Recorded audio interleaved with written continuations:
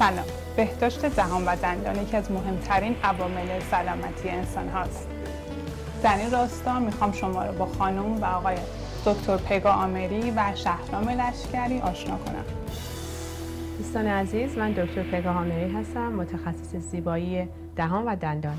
در این آفیس سرویس هایی که ما داریم including veneers, lumineers, implants, widening, white fillings, crowns, bridges, dentures, overdentures.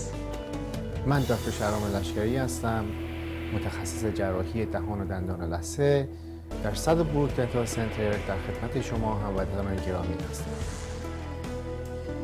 برای تعیین وقت و اطلاعات بیشتر با تلفن 201 843 2041 با ما تماس حاصل فرمایید.